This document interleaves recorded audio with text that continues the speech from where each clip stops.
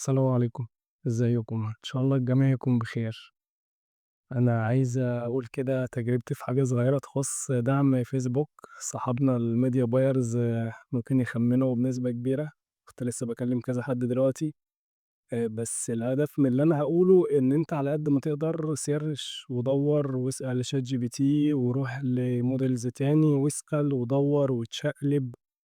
وآخر حاجة تلجأ لها هي الدعم، خصوصًا على المنصة اللي بتبدأ بحرف الF، لإن أنا هانزّل الفيديو ده برضه عليها أساسي عشان ما يروحش.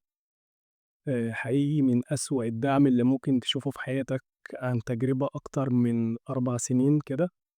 آآ 4 سنين أو أكتر كمان بشويتين، المهم يعني من أسوأ الدعم اللي ممكن تشوفه بمعنى الكلمة.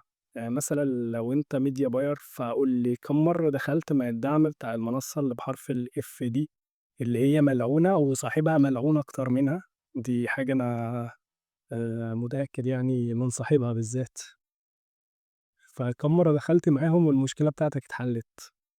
من كام من 10 بقى نقيّم الموضوع ده.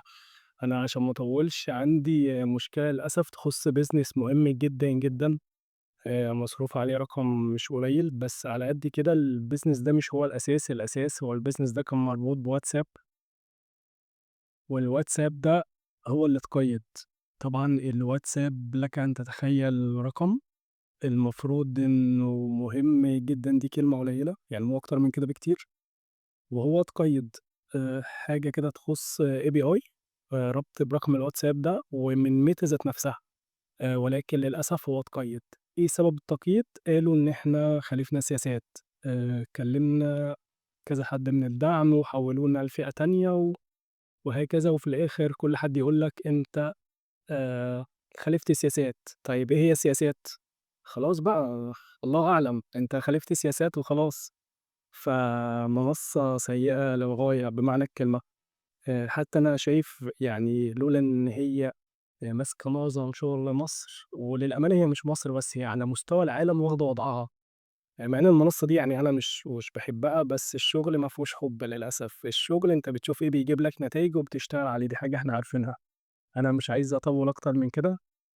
بس زي ما قُلت لك الهدف إن أنت تسأل وتدوّر وتسيرش وتروح وتيجي وتتشقلب، وخلّي آخر حاجة هي إن أنت تكلم الدعم، لإن نسبة إفادتك من تجربتي أنا ممكن تكون آآ نُص من 10 مثلًا. لو أنت جِبت النُص أنا ما جِبتش النُص حتى الآن. وربنا يوفقنا وربنا يحفظنا برضه. سلام.